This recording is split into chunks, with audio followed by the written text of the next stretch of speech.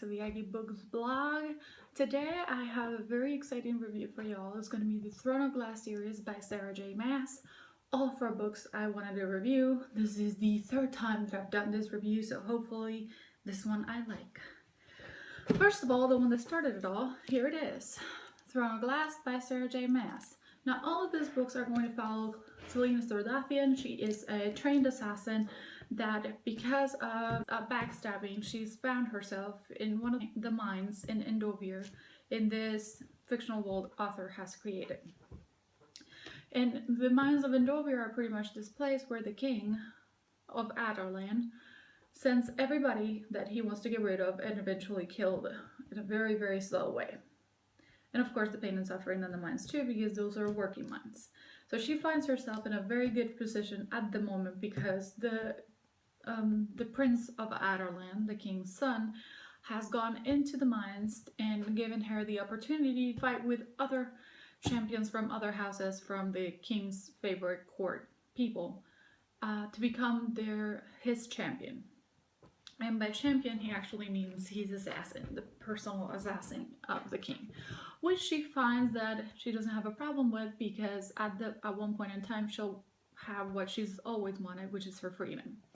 So this book completely follows her through having to have the tasks, getting away from a life of enclosement that she's had for almost the last year in the mines.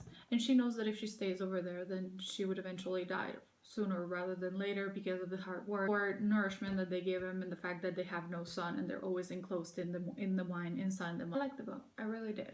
I started it with no expectations at all, and from the first sentence in the book I was completely captured. I wanted to know why they did what they did, what was her backstory, and in her backstory you'll find that there are certain things in there that she doesn't want to remember but that you can sort of guess all throughout. And this is where the second installment comes in for Crown of Midnight. Crown of Midnight is the second book in that installment, and at the same time one of the ones that answers some of the questions that are unanswered on the first book. For instance, what is her problem? It's pretty much all at the end of the book, but her and her friend Nehemia from the other kingdom, they always have been very together since the first book, and they have a lot of points in common, but at the same time Selena doesn't want to get involved with any of the people in the revolution because she thinks that it's just a lost cause. Everybody's going to get killed sooner or later and she doesn't want to be in there. She's already seen people die that she cares about and she's just not having it anymore. However, the elements and the plot twists in this book will cause her to have to fight, even if just for the rage that she's feeling because of the loss of another person that she cares about, which is all I'm saying. I'm not telling you who. So this book completely goes into that part, and then at the end her lover and her love found out who she actually is, and she is completely blown away by the fact that he didn't react just like she thought he was going to react. And the end of this book will bring us to the 3rd installment on the series, which is Cairo Fire. Now Cairo Fire, it's pretty much set on another part of the world that the author created. It is not in Adarlan anymore. She's sent to kill another person by King's orders, also orchestrated by Kale, who thinks that because over there are parts of the Fae, and the Fae and their descendants and their hybrids are still living over there, that she'll have somebody to take care of her. Little did he know that Auntie Dearest was not very nice and wanted to use Selena in whatever position she could find. However, she wanted to know first what her powers will be and what kind of reach she would have, because she's never been trained. She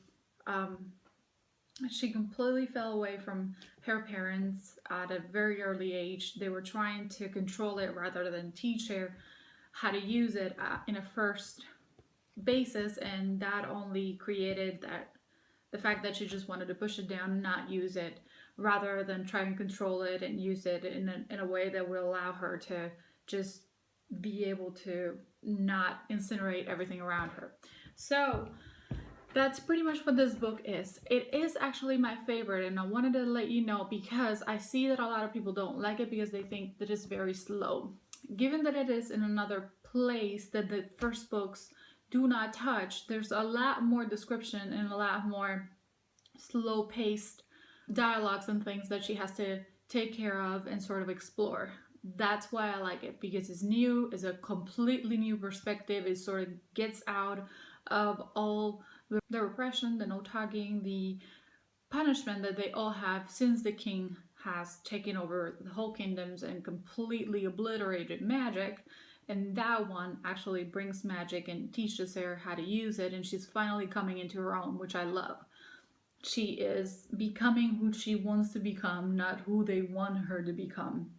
And she doesn't want to be a weapon, she wants to be herself, but at the same time she's finding out who she as a fae or half fae would be, which is incredible, and I love it.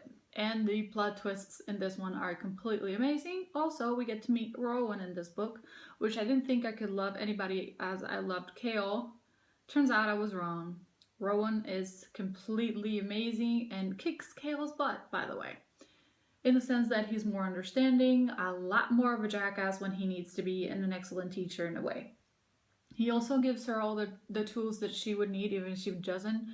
And there's a way why he's being so secretive about what she's saying, because of the queen's hold on him. So that's a very good book, and I love. And then at the end, we have Queen of Shadows, which is an amazing book because since Cairo Fire, we're going to have another perspective that is going to be amazing and is completely obscure and completely dark, and it gives you another perspective from one of the points of the witches. That's going to be, Manon is going to be the heir of the Blackbeard clan, and she is a completely different character from Selena. Selena is sort of dark and light. She's right in between, and she plays in between that sort of line. Manon is completely dark. She doesn't care. She has seen everybody else as a tool to get to where she is. They're ruthless, they're violent, and they do not care. And this is what they look for. Anything else is considered a weakness and something that is unacceptable for their clans to live with and for each other. So it is a very new perspective, and also see her changing according to what the whole thing that they want her to do is. She's part of the king's bigger picture and part of what he wants to do to completely rule the world, which is the one thing that he wants to do more than anything. He just wants to get there and rule the war. If you think any of the 3 books before those had plot twists, well, let me tell you, the last one wins the prize. Everything you thought you knew completely goes out the window. This is a book that is very interesting. It's fast-paced. It's very interesting. It has everything on it, honestly. It has action, it has romance, it has suspense, it has character development. So all of it, you will find it in here throughout everybody else's eyes, whether it be Rowan, whether it be Selena, Kale, Dorian, from here and there, and then of course Manon, whose character has come to the front page of the books ever since Cairo Fire, and we follow her all throughout, her and her Abraxas, which is her mount, her air mount. This is all I have for this series because I think it's amazing. All throughout the series, I'm gonna give it a 4.5 stars. And I think it's amazing. The only reason I give it a 4.5 stars is because some of them, and I mean the first ones, are a little bit slow. The last 2 are perfect for me. Actually, the last 3. The first one is the one that I find a little bit not as fast-paced as I like, but then again, it works because I read all the other 4. And I think they're amazing.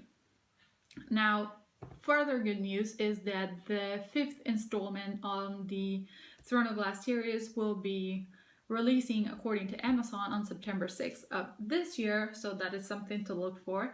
In the meantime, if you're like me, you like the author and you would like to read more of them, we have A Court of Thorn and Roses, and then there is another release for May 3rd, and that is another series. It's completely distinct from this series, but it also has to do with the Fae. A Court of Mist and Fury, and it will be released in May 3rd of this year, so something else to be looking forward to. Also, I think I'm going to do not a review, I think I'm going to do a looking forward to books that are going to come out this year sort of video, to give you the release dates and stuff like that I have in my Trusted Aluminium book.